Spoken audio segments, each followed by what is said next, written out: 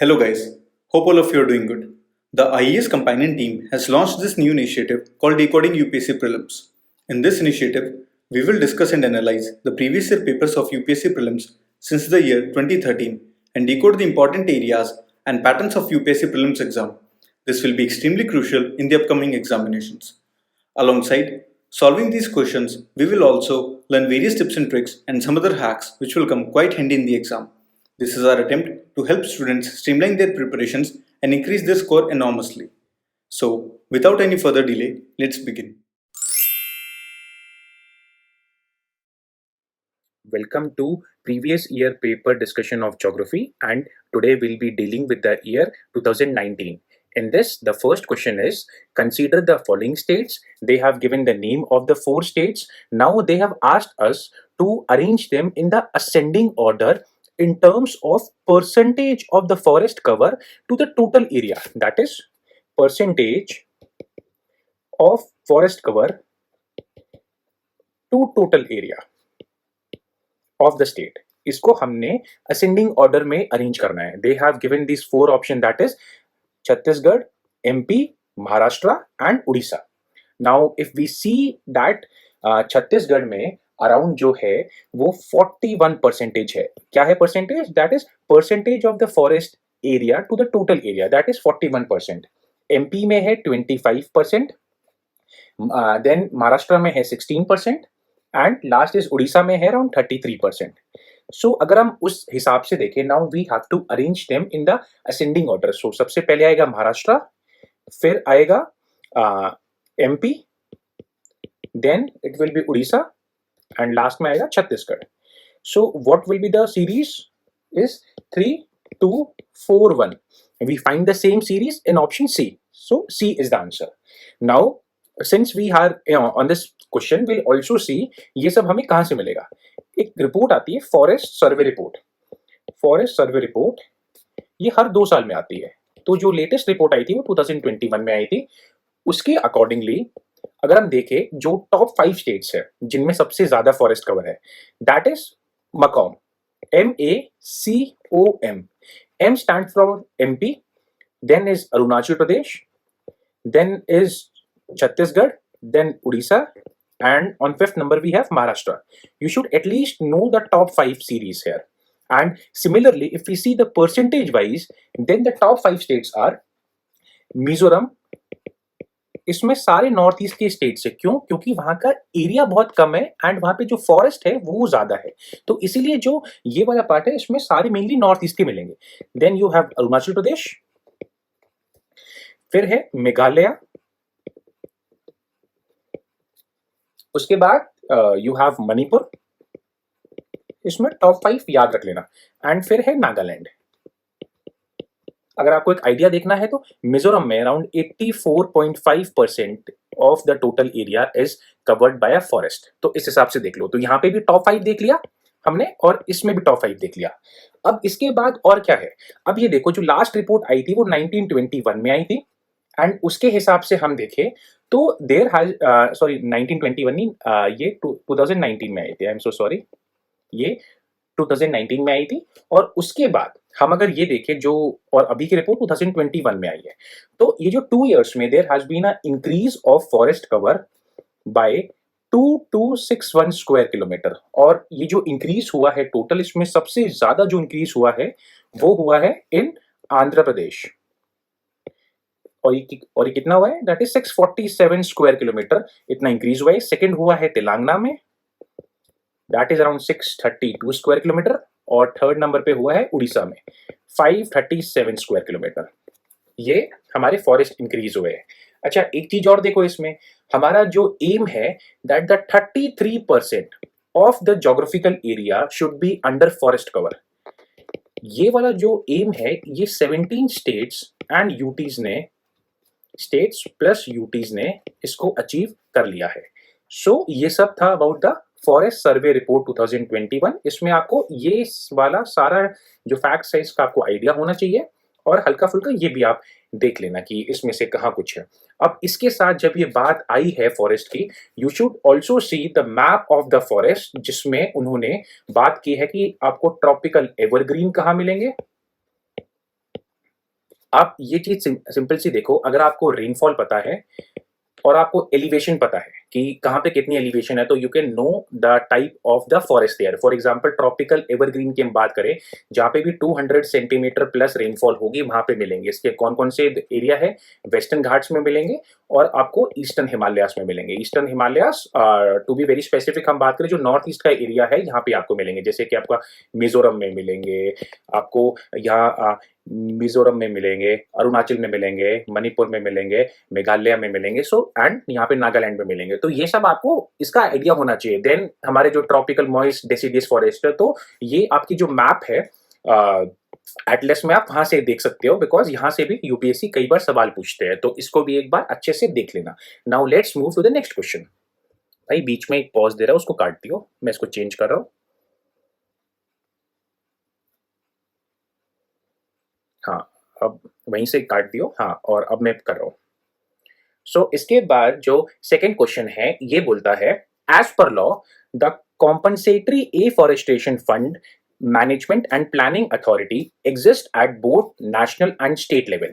ये CAMPA fund के ऊपर क्वेश्चन है, और कैंपा फंड का जो ये अथॉरिटी है, ये बोल रहे हैं दोनों नेशनल लेवल और स्टेट लेवल पे एग्जिस्ट करता है। तो ये स्टेटमेंट बिल्कुल सही है। ये it exist at both state level as well as the national level. और ये वाला टॉपिक बहुत ज्यादा न्यूज में भी रहता था, तो ये इस टॉपिक का आपको बिल्कुल आइडिया होना चाहिए था। और इसके बाद जो पार्ट 2 है, ये बोलता है peoples participation is mandatory in the compensatory afforestation programs carried out under this compensatory afforestation fund act 2016. See, as a democracy, as we live in a democratic country, हमको ये वाला थॉट बिल्कुल आएगा that this idea of public participation might be a part of the plan.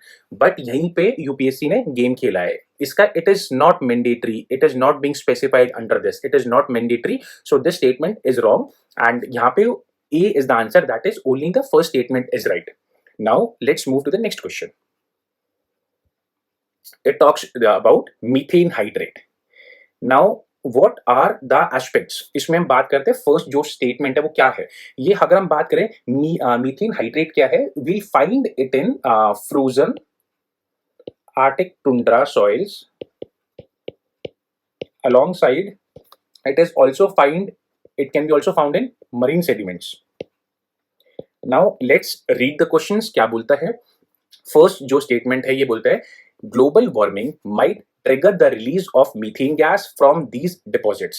This statement is absolutely right. Yes, इसमें जब methane hydrate है तो इसमें से there will be release of a methane gas from this deposit. ये तो बिल्कुल right है, तो first is right. Then second बोलता है large deposit of methane hydrate are found in Arctic tundra and under the sea floor. ये भी बिल्कुल सही है, यहाँ पे you will find huge deposits of methane hydrates, तो ये भी स्टेटमेंट सही है।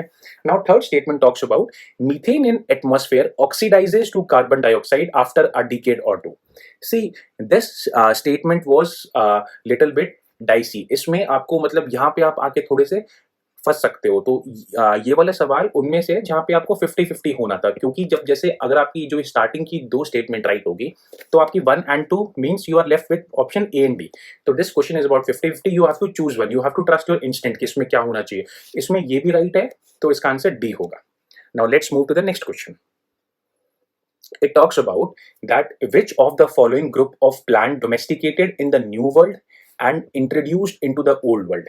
Old world talks about जो हमारा एशिया वाला जो एरिया है उसको हम बोलते हैं old world, and new world is the west. It's like the difference between west and the east. तो ये बोल रहा है कि कौन सी क्रॉप इनमें से पहले वेस्ट में थी and then they were brought to the eastern part. तो अगर हम ये देखें, जो tobacco is a crop of America, Mexico में ये इनिशियली हुआ था। Then cocoa is also in central and southern America, and rubber is also crop in southern America, which was later introduced, जैसे tobacco was introduced by the Portuguese in India. So ऐसे ही ये जो और सारी crops है, they were initially part of the new world, then they were introduced into the old world.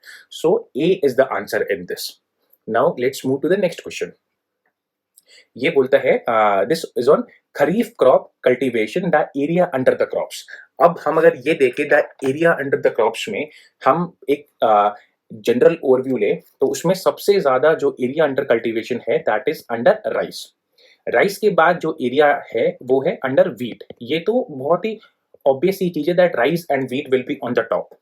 Then we have pulses, then we have oilseeds. You will find such data in India yearbook and economic survey. So these things are important, and you can also find all this data on annual review of Ministry of Agriculture. वहां से भी आप देख सकते हो for updated things, and ये आपको PIB पे भी मिलेगा। This is very very important. इसको आपको बहुत ज्यादा, you don't need to know the exact area under all the crops. At max आप टॉप 2 या फिर जो भी अभी न्यूज में है, जैसे this oil seed is a news, तो you can know about the area of oil seeds. Then उसके बाद हम देखें तो उसके बाद आता है कॉटन, फिर आता है maize, then you will find gram, bajra, tur, then you will find groundnut, jowar, and in the last you will find sugarcane. So this is the order of the crops. Area under cultivation of various crops is being listed out there. You can take a note of this area and it is important. So अब हम बात करें इसने क्या पूछा है। ये पूछा है that the area under rice cultivation is highest. Yes, this is right. As you can see that rice is at the top. तो rice में सबसे ज्यादा है, first is right. Then the second is area under the cultivation of jowar is more than that of oil seeds. Now if you see that here it is oil seeds and here it is jowar. So there is a stark difference between the area of both of them, in which oil seeds is having more area than jowar. So this statement goes wrong. Then third is area of cotton cultivation is more than that of sugarcane. See, where it is cotton, here it is cotton, and in the last it is sugarcane. So if you see that they are asking either from the top and the bottom. They are not asking like oil seeds and pulses, because here you might get confused until and unless you don't know the exact data on them. But यहाँ पे they are trying to ask one from the top and one from the bottom type. So you should have a fair idea about it. तो जो third statement है ये right है। Fourth is area under sugar cane cultivation has steadily decreased. अब इसमें क्या है कि कंटिन्यूसली डिक्रीज हुआ है। तो ये कंटिन्यूसली जब भी इतनी कोई वो स्ट्रॉन्ग स्टेटमेंट्स पूछते हैं तो if you know the exact data, अगर आपके पास एग्जैक्ट डेटा है तो ही उसको सही मार्क करना, और else that statement might be wrong. So it's an extreme statement. और उसका ये है कि मान लो अगर एक साल उसका 10 था तो अगले साल उसका 8 हो गया, फिर उसका 6 हो गया, फिर उसका 4 हो गया, फिर उसका 2 हो गया, ऐसे कंटिन्यूसली उसका हुआ है डिक्रीज। तो ये वाली स्टेटमेंट को रॉन्ग मान के चलो, दिस इज रॉन्ग। सो इसमें if we see that the answer A is right, first and third is right, and the statement second and fourth is wrong. So इसका आंसर हो गया A। तो इसलिए ये वाला जो सारा डेटा है इसको एक बार ध्यान से देख लेना, and you should have a fair idea about it. And इसके साथ साथ आपको और क्या देखना है, अगर आप ये देख रहे हो on the map of India, you should know that where all these crops are grown, and अगर बहुत बहुत ज्यादा नहीं तो टॉप 2 प्रोड्यूसर्स या top 3 producers of each crop you should be knowing. This is very very important. मैं वही बोल रहा हूँ कि आप ये जो ज्योग्राफी की प्रीवियस ईयर क्वेश्चन हम कर रहे हैं ना, आप यही आप इनको बहुत अच्छे से कर लो alongside the topics which I am asking you to do. आप इन सबको कर लो, आपकी geography 95% will be covered from here only. I am talking about the topics from which UPSC will ask questions, जो उनके इंपॉर्टेंट क्वेश्चंस हैं उनको से करो।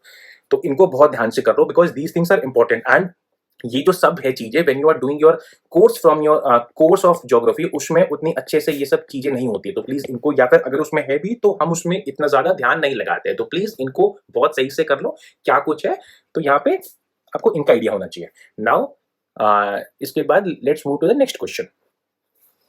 It talks about on 21st June the sun. अब what is there on the 21st June? 21st June को क्या होता है?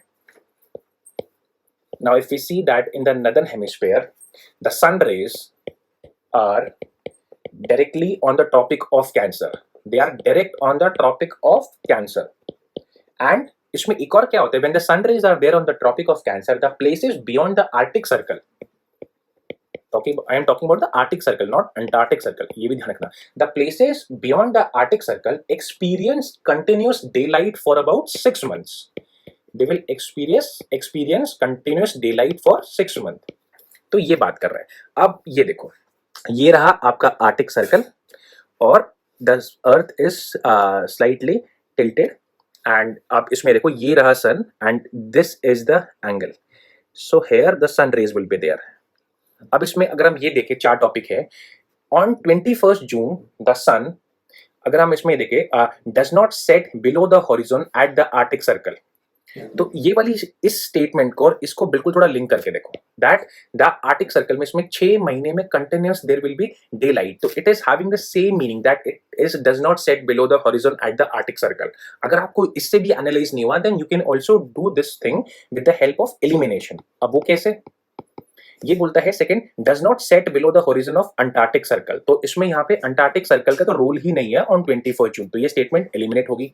फिर सी है, shines vertically overhead at the Noon on the equator, ये ओवरहेड इक्वेटर पे नहीं होती, इट इज ऑन, ये कहाँ पे होती है? ट्रॉपिक ऑफ कैंसर पे होती है, तो ये भी आपका हट गया। Then shines vertically overhead at the tropic of Capricorn, it is on tropic of Cancer not Capricorn, तो ये भी हट गया। तो ultimately if you are doing this question via elimination also, then also the answer will come out as A only. So this was a very simple questions being asked by UPSC, but उस time पे क्या हो गया था that the students were in this confusion कि इतना ज्यादा easy सवाल तो नहीं हो सकता, इसमें जरूर कुछ ना कुछ है, तो they try to use their extra mind, और उसी कारण की वजह से ये वाला सवाल बहुत सारे जो लोग थे उन्होंने इस सवाल को रॉन्ग मार्क किया था, उन्होंने इसका आंसर सी मार्क किया था। So you should know exactly, see this is a very basic fact in geography, ये बहुत ही बेसिक फैक्ट आपको पता होना चाहिए था और ये बहुत ही आसान सवाल था। सो इसीलिए read the question very carefully and then try to solve it. अगर आपको यूं अगर वो सवाल नहीं आ रहे तो you can use the method of elimination, but don't panic, stay calm, this is very important while doing the questions. Now let's move to the next question. It talks about that why are the dew drops not formed on a cloudy night? अब dew क्या है? Dew जो है, dew is the result of water changing from a vapor to a liquid. ये dew है, and ये कब form होती है? It forms when the temperature decreases and the object cool downs. Object cools down. And इसका जो process होता है, ये किस प्रोसेस के तहत होती है? कंडेंसेशन प्रोसेस के तहत होती है, वेयर स्मॉल वाटर ड्रॉपलेट्स, जैसे small water droplets will form the due, it will form the due. अब इसमें क्या होता है, जब क्लाउडी नाइट होती है तब क्या होता है? उसमें क्या होगा, देखो, जैसे दिस इज योर सरफेस, यहाँ पे सन से जो हमारे पास रेडिएशन आती है, they are short wave radiation, and the atmosphere, the troposphere is transparent to such short wave radiations, so they will go and they will reach the earth, and from earth यहाँ से कुछ rays वापस reflect होंगी, they are long wave radiation.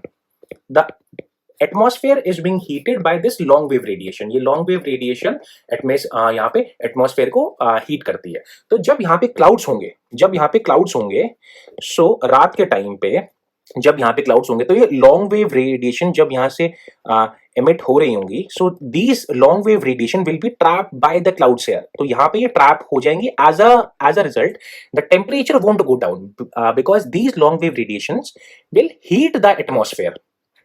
इसीलिए आपने experience किया होगा on a cloudy night the temperature is usually high, and जब वो टेम्परेचर हाई होता है as a result over the time rainfall होती है। आपने ये चीज फील किया होगा कि जब भी टेम्परेचर बहुत ज़्यादा हाई हो गया या फिर जब भी गर्मी बहुत ज़्यादा बढ़ गई है तो आप ये चीज़ बोलते हो कि आज तो काफ़ी ज़्यादा है गर्मी, तो it's an indication that rain will come. So यही वाला चीज़ थी, जब when the long wave radiations will be trapped by the clouds air, it will heat the atmosphere. As a result, dew won't be formed because for the formation of dew the temperature should be low, and here the temperature is not low. So now we'll see the question after this topic, after this thing, that why are dew drops not formed on a cloudy night? Because इसमें first क्या है, that the clouds absorb the radiation released from the earth's surface. Clouds reflect back the earth radiation. C is the earth surface would have low temperature on cloudy nights. अगर आप ध्यान से देखो, ये low temperature concept तो बिल्कुल हटा दो, बिकॉज यहाँ पे टेम्परेचर हाई होगा। अगर लो टेम्परेचर होता तो ड्यू तो फॉर्म हो ही जाती। देन फोर्थ है cloud deflect the blowing wind to the ground level, ये भी बिल्कुल नहीं है। सो अब इसका जो आंसर है वो है B, because clouds reflect back the earth radiation and the temperature is high, and the temperature is high, so इसका आंसर बी है। अब आपको ए और बी बहुत ध्यान से करना था क्योंकि इसमें आप कंफ्यूज हो सकते हो, बट क्लाउड्स जो है वो हमेशा, अगर आपने जो अर्थ हीट बजट पढ़ा होगा तो उसमें आपने देखा होगा कि जो जैसे जब उसमें 100 यूनिट्स फ्रॉम सन आ रही है तो उसमें जो 27 units are being reflected by the clouds, जो आपने अर्थ हीट बजट पढ़ा होगा, तो clouds reflect the radiation, they don't absorb it. तो ये है, देखो clouds reflect back the earth radiation, तो इसका आंसर बी है। इस ए और बी में आपको कंफ्यूज नहीं होना है। इसमें यहाँ पे यूपीएससी आपसे कुछ एक्सपेक्ट नहीं कर रहा है, वो बस एक चीज आपसे एक्सपेक्ट कर रहा है कि आपके कंसेप्ट शुड बी क्लियर, और वो आपसे कोई बहुत हाई फाई नहीं मांग रहे कंसेप्ट, जो आपके बेसिक कंसेप्ट है, जो बिल्कुल ही आपको ऐसा लगेगा यार इसमें तो क्या ही पढ़े, वो वाले जो आपके कंसेप्ट है वो आपके बिल्कुल क्लियर होने चाहिए। They can ask question on anything, so इसका आंसर था B. Now let's move to the next question.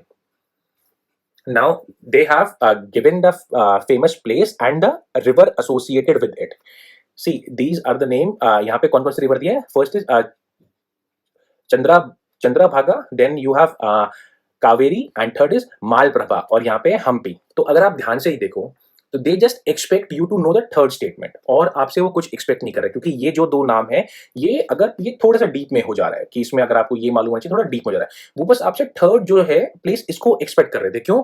Because Hampi is associated with Vijayanagar empire, और यहाँ and it's a world heritage site. इसके साथ साथ यहाँ पे क्या है इंपॉर्टेंट, यहाँ पे यू विल फाइंड टेम्पल्स, और टेम्पल में जैसे एग्जांपल कौन सा, विरूपक्षा टेम्पल है, alongside you will find monolithic sculptures, तो ये सब आपको यहाँ पे मिलेंगे। तो they were expecting you to know कि हम्पी के यहाँ से कौन सी रिवर फ्लो कर रही है। तो हम्पी के यहाँ से रिवर फ्लो कर रही है Tungabhadra, it's not Malaprabha, it's Tungabhadra. So third statement is wrong, and when you put third wrong, आपका डी हट गया, सी हट गया, बी हट गया, and A is the answer. तो ये वाले जो सवाल थे इसमें बस यूपीएससी आपसे ये मालूम चाह रही थी कि हम्पी के वहां से कौन सी रिवर फ्लो करती है। तो हम्पी के वहां से रिवर फ्लो करती है तुंगाभद्रा, एंड जो आपकी मालप्रभा है it's a tributary of river Krishna, और ये वाली देखते हैं हम चंद्रभागा जो है it's a tributary of river Purna, and it flows in Amravati district near Pune, और इसके पास कौन सी प्लेस है, पंधारपुर। एंड आपको कावेरी तो पता ही होगा because of being in news as a result of Kaveri water dispute. इसमें कौन कौन से स्टेट्स इन्वॉल्व है, कर्नाटका, तमिलनाडु, केरला एंड पुडुचेरी। तो आप ये सब भी इसके तहत कर लेना। सो ये वाला सवाल जो था इसमें बस वो एक ही चीज आपसे पूछना चाह रहे थे। नाउ इसके बाद let's move to the next question. Now they have given the names of the glacier and the river associated with it. हम सबसे पहले बात करते हैं that the first glacier is Bandarpunch, it is in Uttarakhand, and इसके साथ कौन से रिवर एसोसिएट करती है, यमुना, यहां से इसका ओरिजिन होता है, ये राइट है।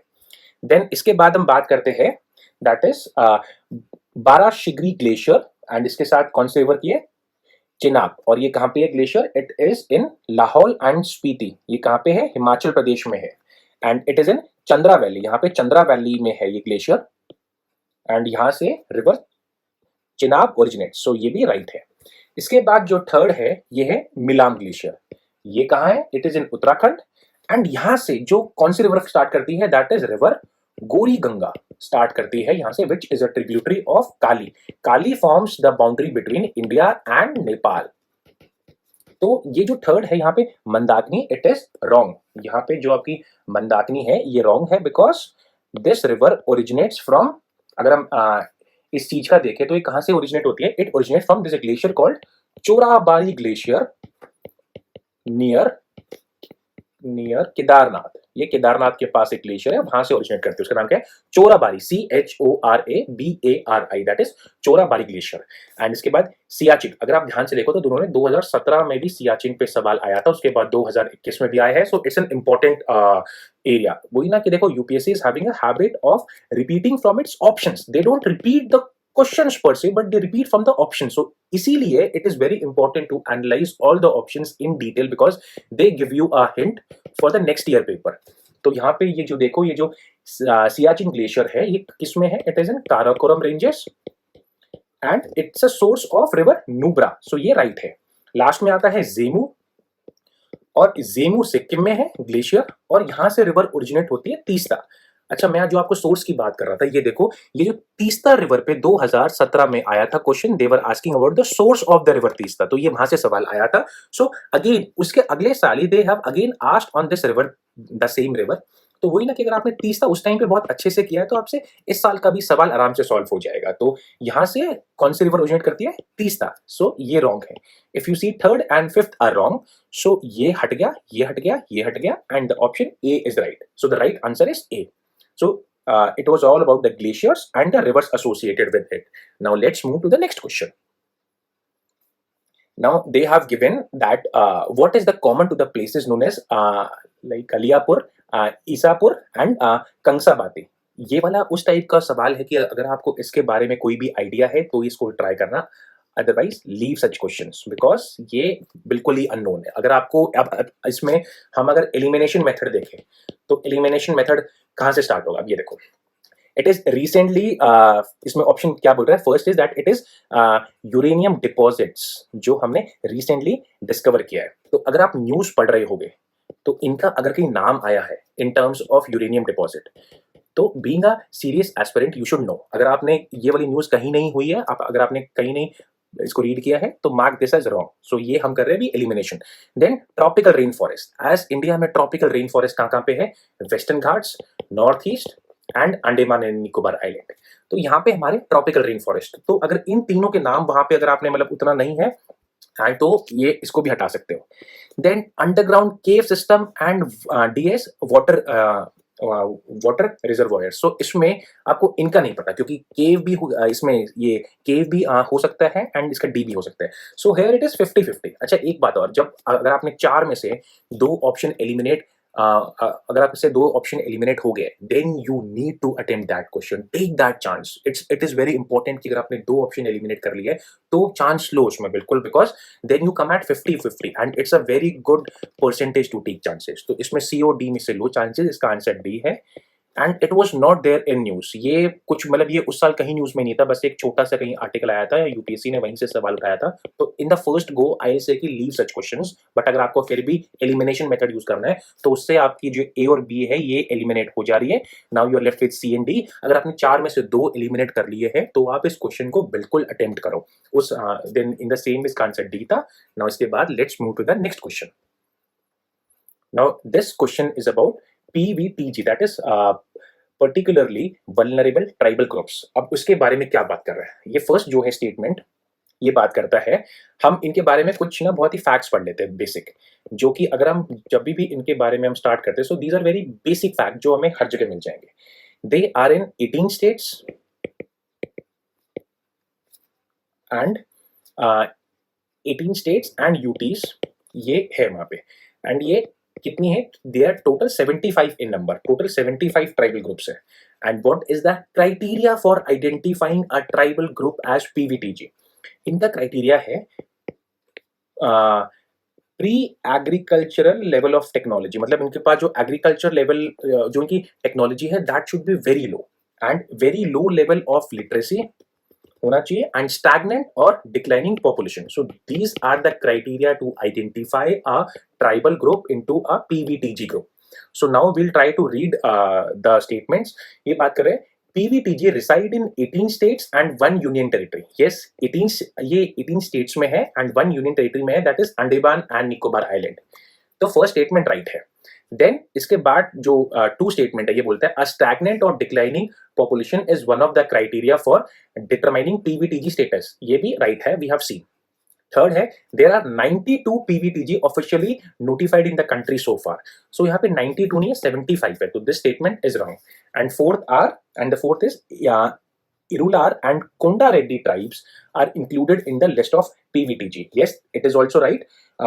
You will find Irular in Tamil Nadu and Konda Reddy in Andhra Pradesh plus Telangana. So fourth statement is right. Now it's saying अब हम इससे अपना आंसर आ जाएगा, पर इसमें एक चीज और देखो, इसमें UPSC expects you to just know the third statement. अगर आपको थर्ड स्टेटमेंट पता है कि ये टोटल कितने हैं, अगर आपको पता है टोटल 75 है 92 नहीं है, तो आपका ये सवाल सॉल्व हो रहा है। ये देखो इसमें 92 है, mark third statement wrong, eliminate third, D से हट गया। देन बी से हट गया एंड ए से हट गया, so only C is the answer. So UPSC वो just expecting you to the know the number की एग्जैक्टली इंडिया में पीवीटीजी टोटल 75 है ना कि 92 है, बस आपसे यूपीएससी ये एक्सपेक्ट कर रहा था और इसमें कुछ एक्सपेक्ट नहीं कर रहा था. सो इसका आंसर हो गया C. Now let's move to the next question. अच्छा, इसमें एक और चीज देख लो. दिस पीवीटीजी जो है criteria, they it is being given by ministry of home affairs, तो इसमें ये चीज भी ध्यान कर लेना. सो इसके बाद now let's move to the next. अब ये जो सवाल है ये बोलता है that the sea and the bounding country they have asked. See, I have told you in my last video of 2017 that the area around Mediterranean Sea is very important. अगर हम 2013 से लेके 2021 तक बात करें तो इन 8 सालों में उन्होंने कम से कम 5 बार इस एरिया से उन्होंने सवाल पूछ लिया है. This shows the important of this area. This area is very very important. So यहाँ पे आपको मैप एनालिसिस बहुत अच्छे से करना है. जस्ट विजुअलाइज द मैप कि कौन सी कंट्री कहाँ पे है, स्पेशली मेडिटेरियन सी. और इस साल जो यूक्रेन क्राइसिस है, जो यूक्रेन रशिया वॉर में के हिसाब से आपको मेडिटेरियन सी से लेके ब्लैक सी तक का सारा एरिया इंक्लूडिंग द स्ट्रेट्स आपको पता होनी चाहिए. It is very very important, तो इसको बहुत अच्छे से कर लेना. Now let's see the question. First is Adriatic sea and इसमें क्या है, bordering country Albania. Now we need to find out क्या है नहीं है. अब देखो, जो हमारी दिस इज योर एड्रियाटिक सी, ये आपकी एड्रियाटिक सी है और ये रहा Albania. So yes, it is right that the Albania country is having its border with Adriatic सी, ये राइट है. सेकंड है Black Sea and the country is यहाँ पे आपकी जो है क्रोशिया.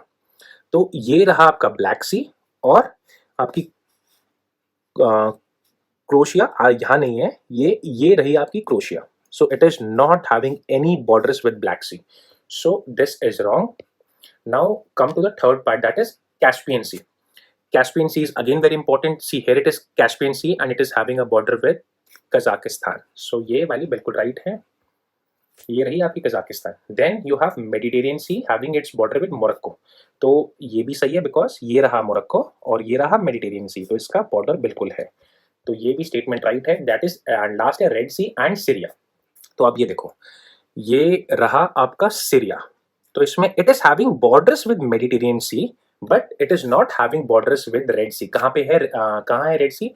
रेड सी है जो आपके अफ्रीका और जो एशिया वाला पार्ट है, जो कि जैसे आपके जो सऊदी अरेबिया और जो अफ्रीका के बीच का जो ये वाला जो है वाटर, यहाँ पे है आपकी red C.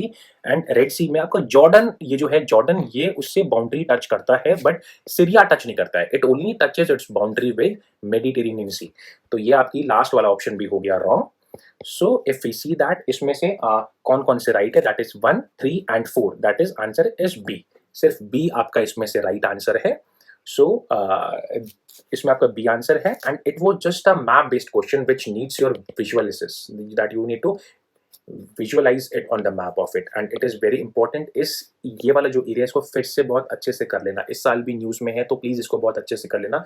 Specifically the area around the black sea, it is very important. तो ब्लैक सी के आसपास का एरिया और इसके आसपास जो स्ट्रेट्स है उसको बहुत अच्छे से कर लेना. सो ये इस साल का लास्ट सवाल था and it was all about the year 2018. Now we'll meet in the next video of the year 2019. So thank you so much for being with me. Bye bye, take care, see you.